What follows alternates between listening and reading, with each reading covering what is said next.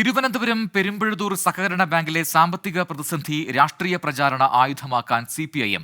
കരുവന്നൂർ കണ്ടല സഹകരണ ബാങ്കുകളിലെ സമരങ്ങൾക്ക് ബദലായി കോൺഗ്രസ് ഭരിക്കുന്ന പെരുമ്പഴുതൂർ ബാങ്കിനെതിരെ സമരം ഉയർത്തിക്കൊണ്ടുവരാനാണ് നീക്കം. ഇതിന്റെ ഭാഗമായി നിക്ഷേപകരുടെ സംഗമം വിളിച്ചു ചേർക്കാൻ തീരുമാനിച്ചു. നിലവിൽ പെരുമ്പഴുതൂർ സഹകരണ ബാങ്കിൽ 18 കോടി രൂപയിലേറെയാണ് നിക്ഷേപകർക്ക് നൽകാനുള്ളത്. ബാങ്കിൽ പണം നിക്ഷേപിച്ചവരെക്കുറിച്ചുള്ള വിവരങ്ങൾ CPIM പ്രാദേശിക ഘടകങ്ങൾ ശേഖരിക്കുകയാണ്. ഇതിനുശേഷം നിക്ഷേപകരുടെ സംഗമം വിളിച്ചു ചേർക്കാനാണ് തീരുമാനം. കണ്ടല കരുവന്നൂർ സഹകരണ ബാങ്കുകളിലെ പ്രതിസന്ധിയെ UDFും BJPയും രാഷ്ട്രീയ പ്രചാരണത്തിനായി ഉപയോഗിച്ചതിലൂടെ LDF പ്രതിരോധത്തിലായിരുന്നു. ഇതിന് ബദലായി കോൺഗ്രസ് ഭരിക്കുന്ന പെരുമ്പഴുതൂർ ബാങ്കിനെതിരെ സമരം ശക്തമാക്കി തിരിച്ചടിക്കാനാണ് നീക്കം.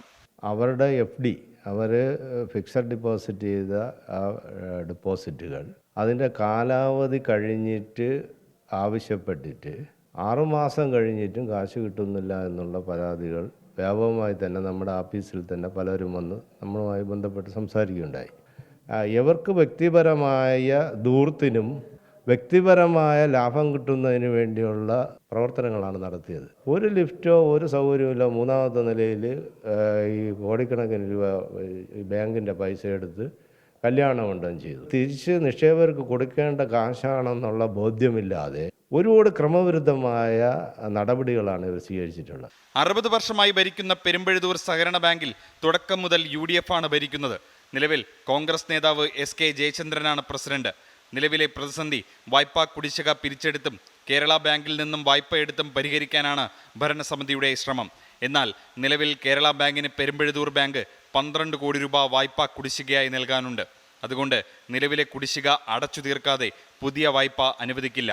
മതിയായ ഈടില്ലാതെ വൻതുക വായ്പ നൽകി തുടങ്ങിയതോടെയാണ് ബാങ്കിന്റെ തകർച്ച തുടങ്ങിയതെന്നാണ് ആക്ഷേപം. കല്യാണ മണ്ഡപം പണിതതും സഹകരണ സ്റ്റോർ തുടങ്ങിയതും വരുമാന വർധനയ്ക്ക് തേടിയ വഴികളും തിരിച്ചടിയായി. കൃത്യമായ ഓഡിറ്റിംഗ് പോലും ഇല്ലാതെയാണ് കാര്യങ്ങളെന്ന് അധികൃതർ തന്നെ സമ്മതിക്കുന്നുണ്ട്. അനധികൃത വായ്പകൾ തിരിച്ചുപിടിക്കാൻ അടിയന്തര നടപടി വേണമെന്നാണ് നിക്ഷേപകരുടെ ആവശ്യം. അതിനിടെ ഭരണസമിതിക്കെതിരെ കർശന നടപടിയെടുക്കാൻ സഹകരണ വകുപ്പും നീക്കം തുടങ്ങി.